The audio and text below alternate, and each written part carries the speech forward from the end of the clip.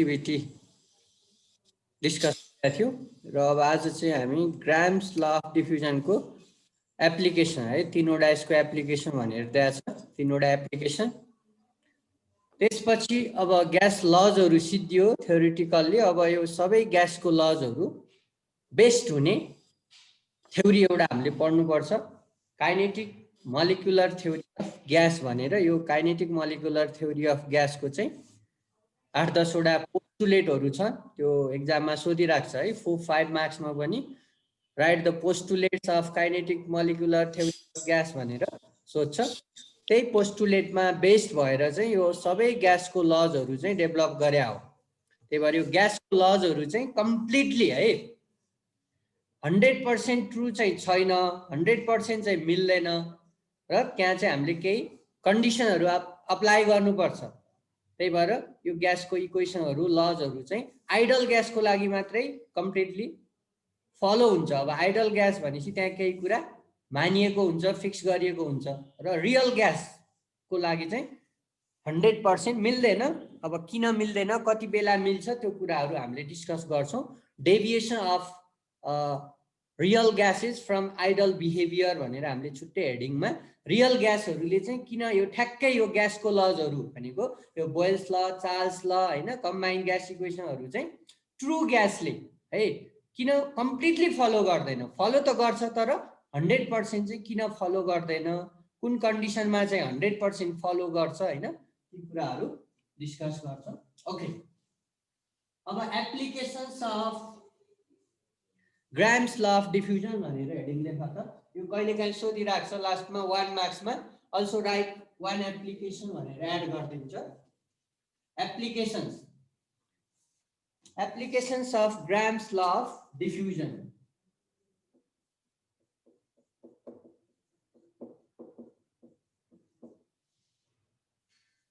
Applications of Graham's law of diffusion को first application भनेको के हो त अब ग्राम्स ल अफ डिफ्युजनले चाहिँ हैन रेट अफ डिफ्युजन र कुनै पनि ग्यासको अथवा मोलिकुलर मासको रिलेसन दिन्छ त्यही भएर सपोज हामीसँग दुईटा ग्यास छ दुईटा ग्यास मध्ये एउटा यस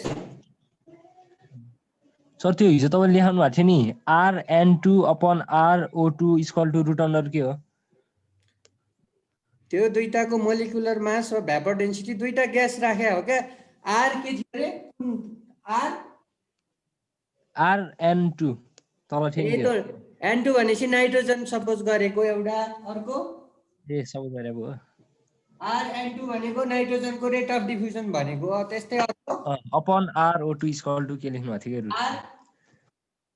O2 त्यो जुन RN2 हैन होला RS2 होला हाइड्रोजन होला जेमा नै हुन्छ कुनै पनि दुईटा ग्यासको चाहिँ हामीले सपोज गर्ने हो हैन जस्तै RS2 O2 भन्यो भने RS2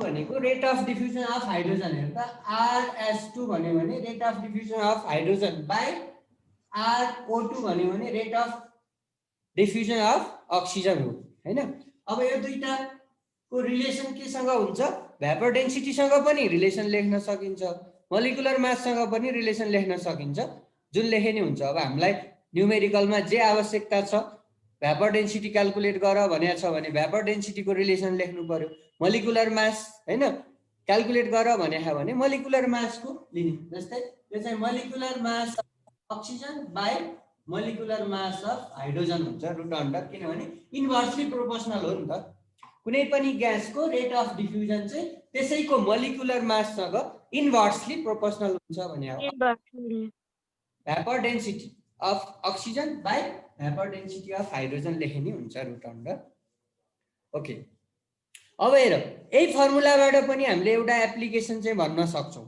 जस्तै हामीसँग दुईटा ग्यास छ सपोज अब यहाँ त दुवै हाइड्रोजन र अक्सिजन भनेर अलरेडी मैले नोन ग्यास मानौ कि तिमीहरूलाई दुईटा ग्यास मध्ये एउटा ग्यास चाहिँ अननोन भनिदिएको छ हो सपोज एउटा ग्यास चाहिँ अक्सिजनै छ अर्को ग्यास चाहिँ अननोन छ सपोज यसलाई मैले अननोन माने है भनेपछि यो मोलिकुलर मास अफ के हुने भयो अननोन ग्यास हुने भयो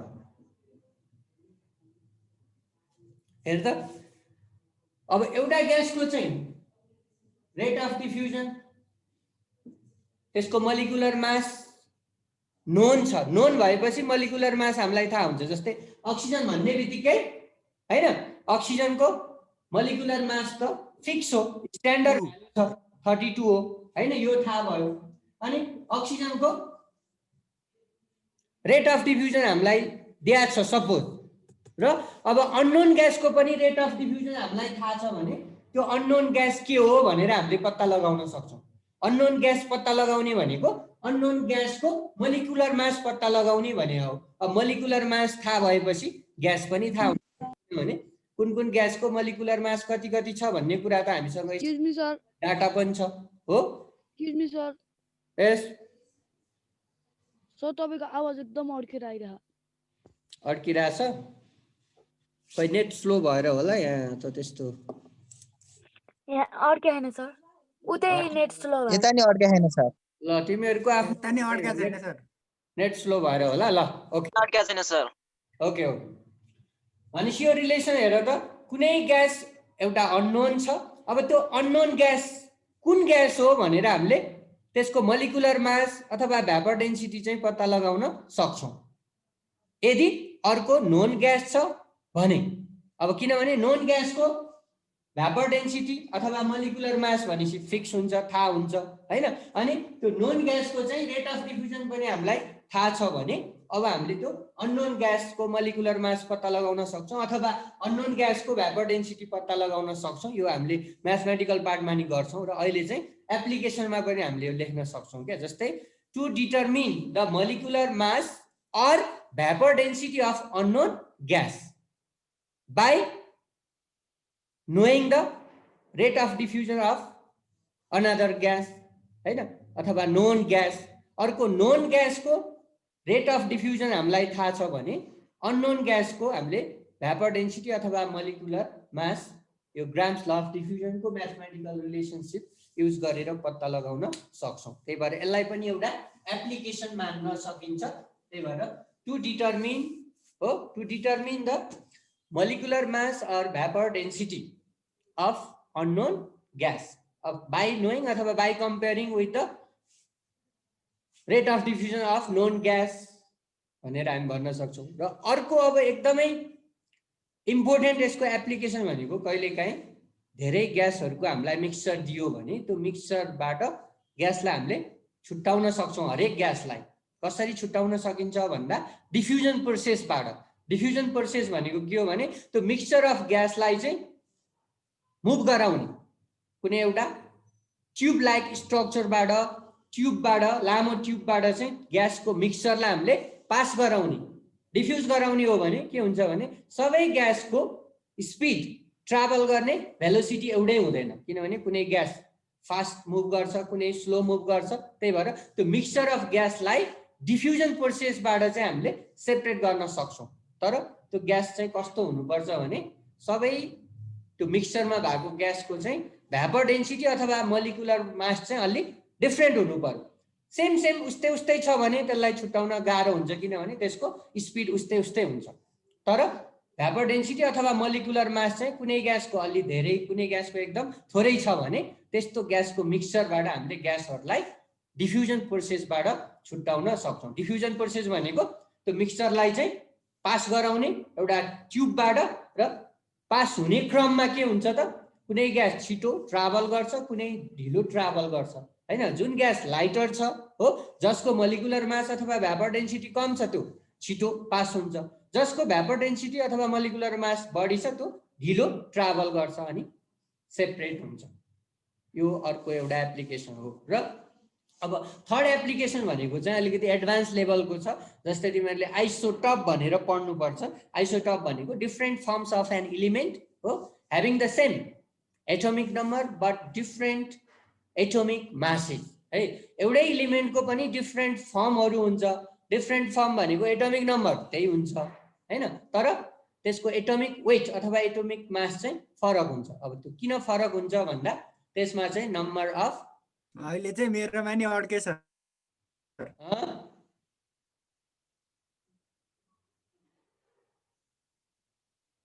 अब तिमीहरूको त्यो नेटको समस्या होला, अड्किन सक्छ। ओके, हेर त, जस्तै अब हाइड्रोजनको 3वटा आइसोटपहरू हुन्छ है, प्रोटियम, ड्युटेरियम र ट्रिटियम। यो 3वटा आइसोटपलाई पनि डिफ्युजन प्रोसेसबाट चाहिँ छुट्याउन मिल्छ। 3वटै हाइड्रोजनहरू मिक्स भएको, जस्तै प्रोटियम, ड्युटेरियम र ट्रिटियम है, 3वटै आइसोटप मिक्स भएको हाइड्रोजनको मिक्सचर छ भने यो मिक्सचरलाई चाहिँ डिफ्युजन गराइदिने हो भने के हुन्छ?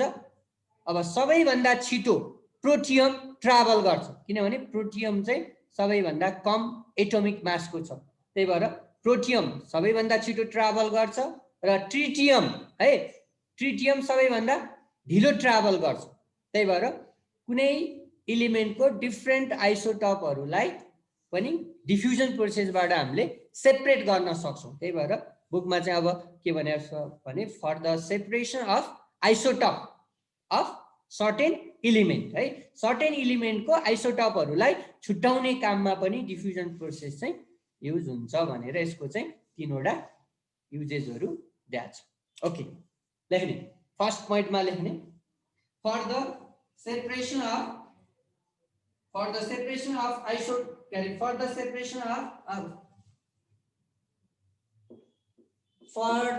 determination, first point मा लेख,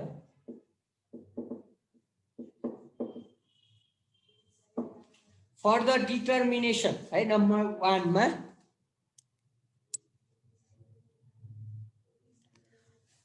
for the determination of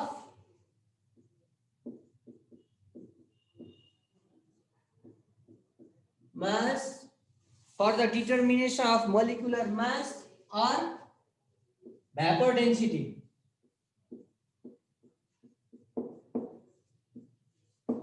for the determination of molecular mass or vapor density of an unknown gas, of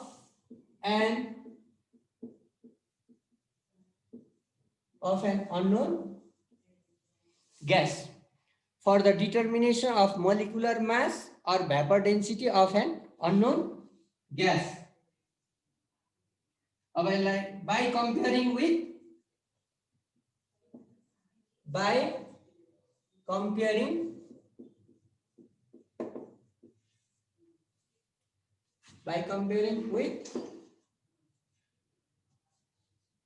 known gas,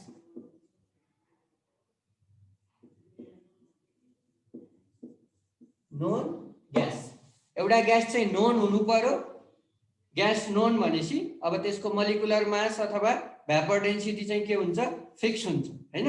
molecular mass अथवा भ्यापर डेन्सिटी एउटा ग्यासको थाहा छ भने अर्को कुनै पनि अननोन ग्यासको चाहिँ हामीले पत्ता लगाउन सक्छौं by using mathematical relation of Graham's law of diffusion. त्यस्तै सेकेन्ड पोइन्टमा for the separation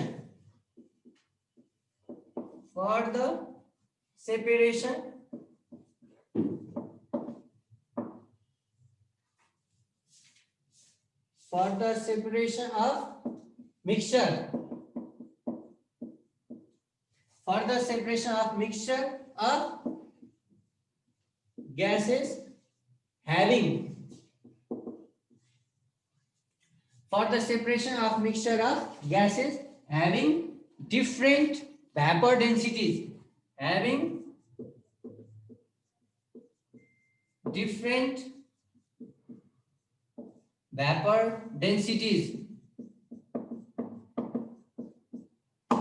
for the separation of mixture of gases having different vapor densities है। vapor density चाहिँ अलिक फरक भएको ग्यासलाई चाहिँ हामीले डिफ्युजन प्रोसेसबाट सेपरेट गर्न सक्छौं। तर कुनै दुईटा ग्यासको चाहिँ भ्यापर डेन्सिटी चाहिँ अलमोस्ट एउटै छ भने त्यति बेला चाहिँ छुट्याउन गाह्रो हुन्छ, किनभने तिनीहरूको स्पिड चाहिँ एउटै भइदिन्छ, जसले गर्दा छुट्याउन अलि गाह्रो हुन्छ। र थर्ड पोइन्ट भनेको यो उस्तै हो, रिलेटेड पोइन्टहरु नै हो। For the separation of isotopes of certain elements,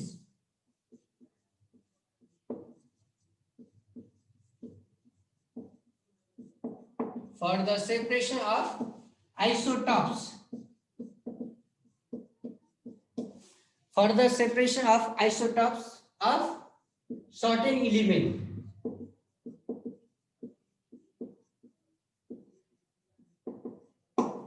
sir isotopes भने के हो? अब आइसोटप्स भनेको कुनै पनि एलिमेन्टको डिफरेन्ट फर्म्सहरूलाई हामीले आइसोटप भन्यौँ. Isotopes are the different forms of an element having same atomic number but different atomic masses अथवा एटोमिक वेट. एटोमिक नम्बर चाहिँ सेम हुन्छ, मास अथवा वेट चाहिँ फरक हुन्छ भने कुनै पनि एलिमेन्टको डिफरेन्ट फर्मको त्यसलाई हामीले आइसोटप भन्ने. यसको तिमीहरूले छुट्टै पढ्छौ आइसोटप भनेर. जस्तै फर इक्जाम्पल हाइड्रोजनको 3 वटा आइसोटप हुन्छ. जस्तै अहिले हामीले सिम्पली हाइड्रोजन भनेपछि एउटा मात्रै आइसोटपलाई बुझ्छौँ, त्यो हो प्रोटियम. हेर हाइड्रोजनको 3टा आइसोटप हुन्छ. एउटा प्रोटियम त्यस्तै अर्को हुन्छ ड्युटेरियम र अर्को थर्डमा हुन्छ ट्रिटियम. तिमीहरूले चाहिँ हाइड्रोजन भनेपछि अहिलेसम्म के बुझेका छौ भने प्रोटियम भनेर मात्रै बुझेका छौ, किनभने यो 3टा मध्ये सबैभन्दा बढी हो अकर गर्ने फर्म, कमनली अकर गर्ने फर्म भनेको प्रोटियम. त्यही भएर हामीले सिम्पली हाइड्रोजन भनेपछि प्रोटियमलाई बुझ्छौँ. यसलाई 1H1 सिम्बलले जनाइन्छ. यो 1 भनेको यसको एटोमिक नम्बर हो अनि यो 1 भनेको एटोमिक वेट अथवा एटोमिक मास हो. अहिले सिम्पली हामीले हाइड्रोजन भनेपछि प्रोटियम भनेर बुझ्छौँ. तर यो बाहेक हाइड्रोजनको अझै अर्को 2 वटा फर्महरू हुन्छ, ड्युटेरियम, ट्रिटियम. ड्युटेरियमलाई 1s2 ले इन्डिकेट गर्छ, ट्रिटियमलाई 1s3. हेर यो 3 वटै एउटै एलिमेन्ट हो. हेर है प्रोटियम, ड्युटेरियम र ट्रिटियम भनेको एउटै एलिमेन्ट हो. All these are hydrogen element. त्यही भएर एउटै एलिमेन्टको 3टा डिफरेन्ट रूपहरू हुन्. तर यो 3टामा एउटा कुरो कमन छ. कमन के हो? यो 3 वटैको एटोमिक नम्बर 1 हो. एटोमिक नम्बर है, एटोमिक नम्बर भनेको number of proton or number of electron. यो 3 वटैमा इलेक्ट्रोन एउटा छ, प्रोटोन पनि एउटा छ हैन. Number of electron or number of प्रोटोनलाई नै एटोमिक नम्बर भन्ने हो. त्यही भएर एटोमिक नम्बर सेम भयो. यो अगाडिको 1 ले एटोमिक नम्बर जनाउँछ भनेपछि एटोमिक नम्बर त सेम भयो, तर एटोमिक वेट अथवा एटोमिक मास चाहिँ फरक भयो. प्रोटियममा एटोमिक मास 1 हुन्छ किनभने एटोमिक मास भनेको number of proton plus neutron हो. यसमा एउटा प्रोटोन छ, न्युट्रोन छैन. त्यही भएर 1 + 0 1 नै भयो. अब ड्युटेरियममा चाहिँ के हुन्छ? एउटा प्रोटोन हुन्छ, एउटा न्युट्रोन पनि हुन्छ. त्यही भएर एटोमिक मास 1 + 1 2 भयो. र ट्रिटियममा चाहिँ एउटा प्रोटोन हुन्छ, 2टा न्युट्रोन हुन्छ, 1 + 2 = 3 भयो. त्यही भएर एटोमिक नम्बर चाहिँ सेम, एटोमिक मास चाहिँ डिफरेन्ट भएको फर्म्स अफ एलिमेन्टलाई नै हामीले आइसोटप भन्ने हो. र अब यो 3टा मध्ये सबैभन्दा बढी कमनली अकर गर्ने हाइड्रोजनको फर्म भनेको प्रोटियम हो. त्यही भएर हामीले चाहिँ जुन एलिमेन्ट भनेर पढ्छौँ त्यो एलिमेन्टहरू चाहिँ आइसोटप मध्येको सबैभन्दा बढी फर्ममा पाइने लाई चाहिँ एलिमेन्ट भनेर हामीले पढ्या हो. जस्तै तिमीहरूले अब यहाँ अक्सिजनको पनि हुन्छ, अक्सिजनको पनि 2टा आइसोटप हुन्छ. तर तिमीहरूले अहिले अक्सिजन भनेपछि के बुझ्छौ त? सिम्पली अक्सिजन एटोमिक नम्बर अक्सिजनको कति हो? 8 हो हैन. अक्सिजनको एटोमिक नम्बर 8 हो अनि 16 हो. तिमीहरूले यति मात्रै बुझ्छौ. अक्सिजनको अर्को पनि हुन्छ एटोमिक नम्बर त 8 हुन्छ आइसोटपको हैन. 18 पनि हुन्छ, 17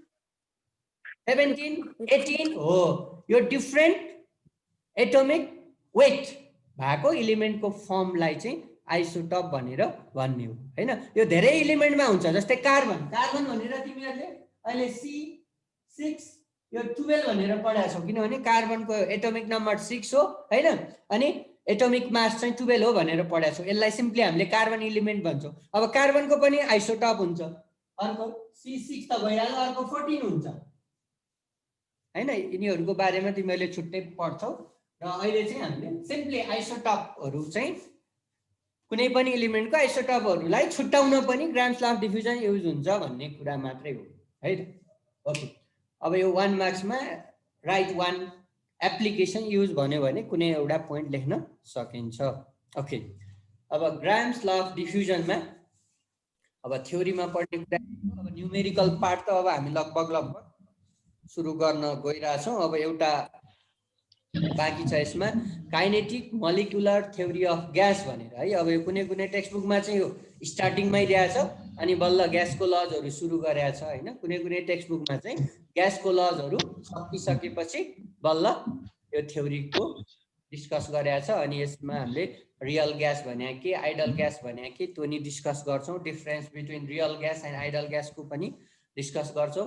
अनि रियल ग्यासले चाहिँ किन आइडल ग्यास इक्वेसन चाहिँ 100% फलो गर्दैन, कम्प्लिटली फलो गर्दैन, त्यो फलो नगर्नुको कारण के हो त्यो पनि सोधिराख्छ। अनि यो थ्योरी पार्ट है लगभग यति सिद्धिएपछि यो ग्यासमा अब हामीले म्याथमेटिकल न्युमेरिकल सुरु गर्छौँ है। न्युमेरिकल भनेको स्टार्टिङदेखि बोयल्स लदेखि नै सुरु हुन्छ है। कम्बाइन्ड बोयल्स ल, Charles law, ideal gas equation र डाल्टन्स ल पार्शियल प्रेसर अनि ग्राम्स ल डिफ्युजनको पार्ट गरेर आउँछ। जस्तै सुरुमा हामी अब बोयल्स ल र चार्ल्स लको गर्छौँ केही न्युमेरिकल, त्यसपछि अब कम्बाइन्ड ग्यासको गर्छौँ होइन, अनि आइडल ग्यासको गर्छौँ अनि डाल्टन्स लको नि गर्छौँ। अनि अब एकै दिनमा सबै सिद्धिँदैन, पार्ट गरेर गर्छौँ।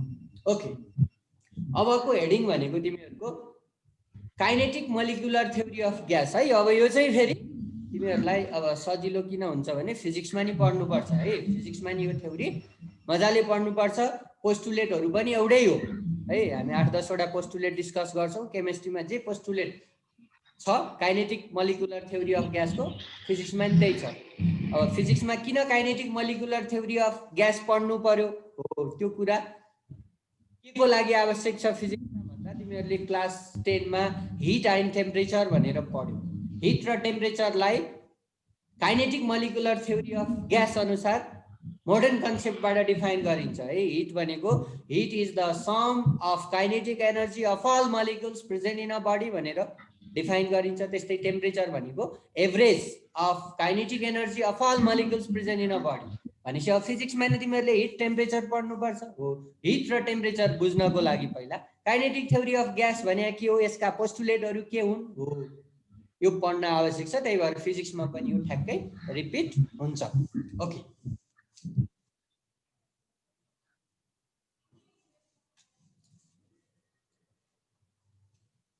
त्यही कुराहरू तिमीहरूको केमिस्ट्रीमा ठ्याक्कै एउटै कुराहरू पढ्नुपर्छ, तर अलिकति फरक कहाँनिर आउँछ भने बेसिक कुरा चाहिँ एउटै पढ्ने हो, तर फिजिक्सले आफ्नो तरिकाले त्यसलाई एक्सप्लेन गर्छ, अप्लाई गर्छ होइन। केमिस्ट्रीले आफ्नो तरिकाले एप्लाई गर्छ, त्यहाँनिर अलिकति फरक हुन्छ। त्यही भएर कतिपय च्याप्टर चाहिँ ओभरल्यापिङ हुन्छ। त्यही भएर सिलेबसले के गरिदिएको छ भने एउटै कुरो दुवैतिर किन डिटेलमा पढ्ने होइन, त्यसको कुनै मिनिङ भएन। त्यही भएर के गरिदिएको छ भने केमिस्ट्रीमा चाहिँ अब त्यसको अलिकति सर्फेसली होइन फिजिकल मिनिङहरू प्रोपर्टीहरूको मात्रै स्टडी गर्छौ तिमीहरूले भने फिजिक्समा चाहिँ त्यसलाई अब म्याथमेटिकल्ली होइन, अब म्याथमेटिकल पोर्सनको लागि चाहिँ न्युमेरिकलमा चाहिँ युज हुने हिसाबले छ है। धेरै कुराहरू त्यस्तो छ।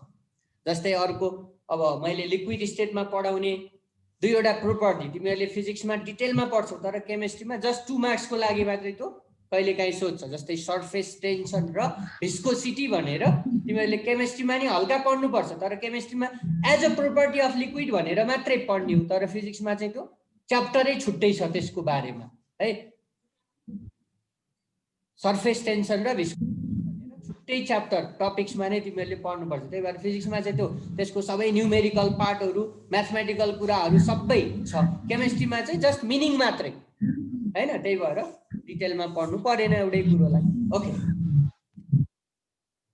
Kinetic theory of gas, kinetic theory of gas तपाईहरुलाई अब kinetic molecular theory of gas भन्छ। डी कम्प्लिटली भन्नु पर्यो भने काइनेटिक मोलिकुलर ग्यास।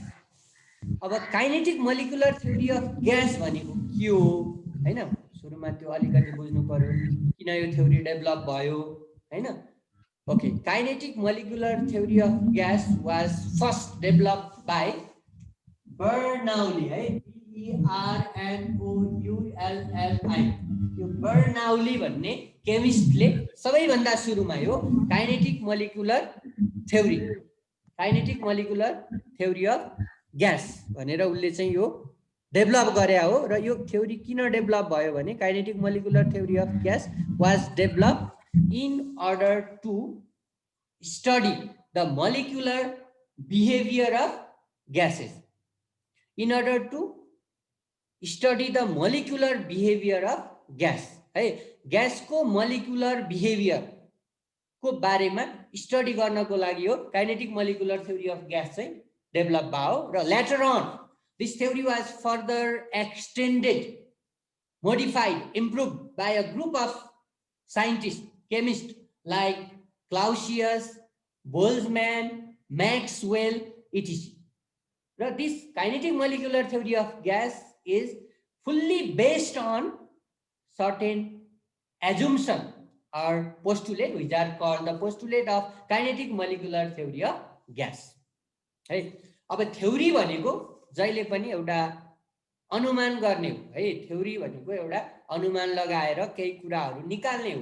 तर अब त्यसमा चाहिँ सबै अनुमान मात्रै लगाएको कुरा हुँदैन कि त्यसमा केही ट्रुथहरू हुनु पर्यो, त्यसमा भएको कुरालाई हामीले भेरिफाई गर्न सक्नु पर्यो, अनि बल्ल त्यो थ्योरी के हुन्छ, एक्सेप्ट हुन्छ। त्यही भएर kinetic molecular theory of gas सुरुमा बर्नौलीले डेभलप गर्यो। उसले किन डेभलप गर्यो भने ग्यासको मोलिक्युलहरूको स्टडी गर्नको लागि, किनभने यो सुरुमा ग्यासको मोलिक्युलहरू हैन कस्तो बिहेभियरको हुन्छ भन्ने कुरा अब हेर्ने, जुन अहिले सुपर माइक्रोस्कोप आइसकेको छ, इलेक्ट्रोन माइक्रोस्कोपहरू आइसकेको छ हैन, सुरुमा त्यस्तो थिएन है।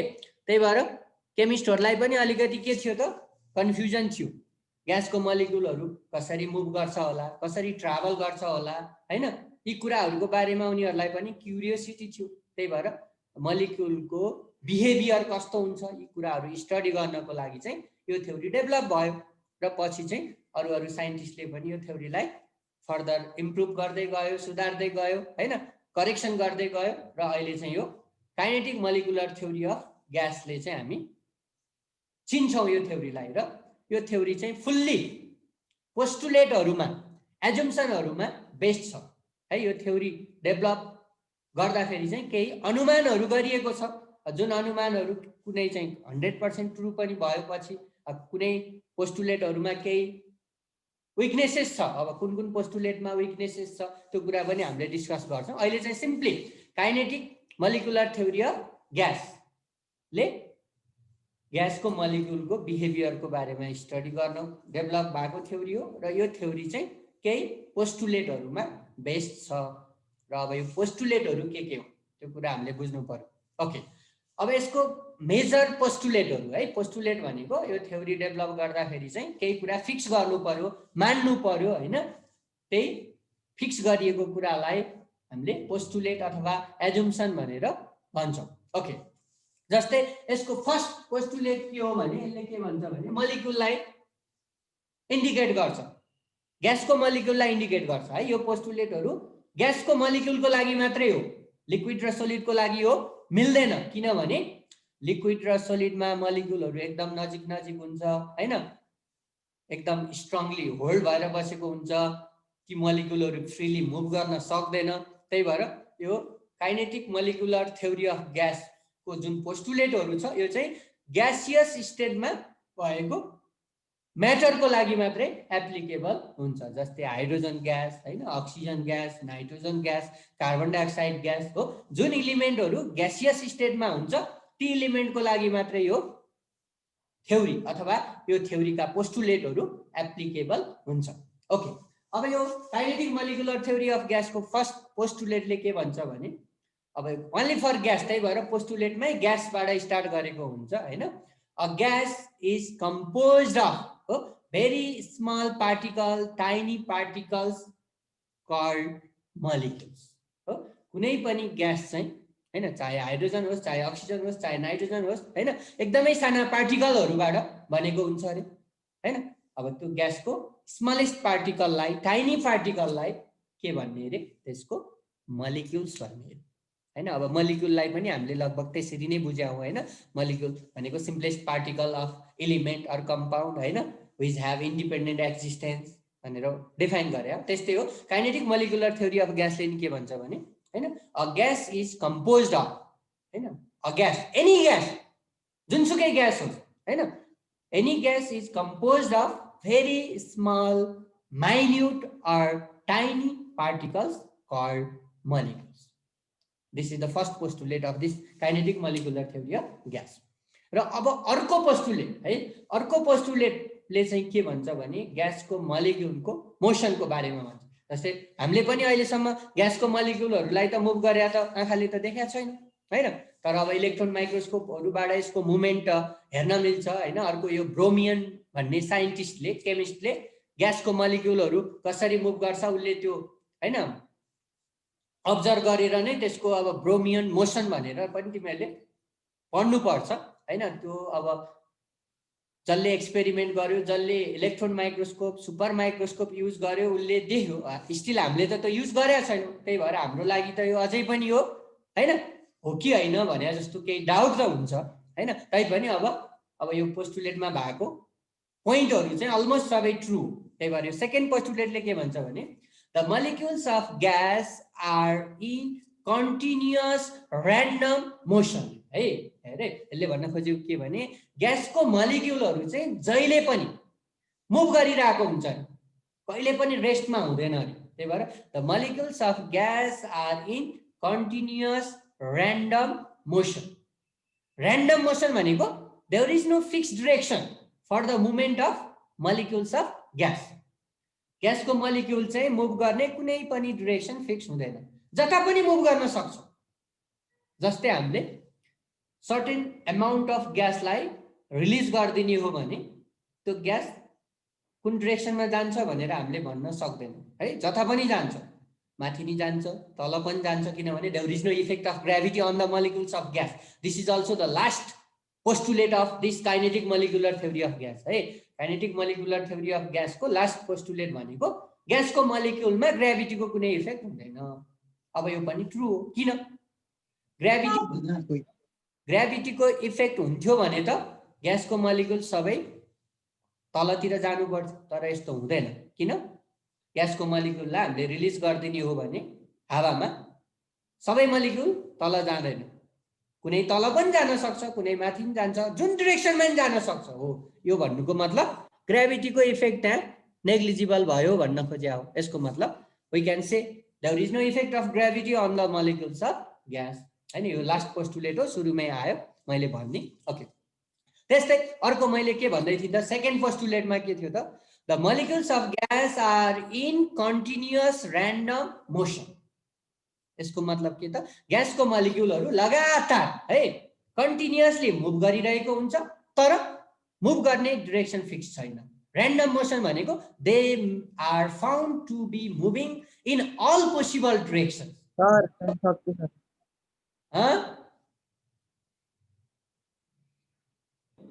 सर अर्को क्लास सुरु हुन लाग्यो अब हाम्रो, सर बायोलोजी अब हुन्छ।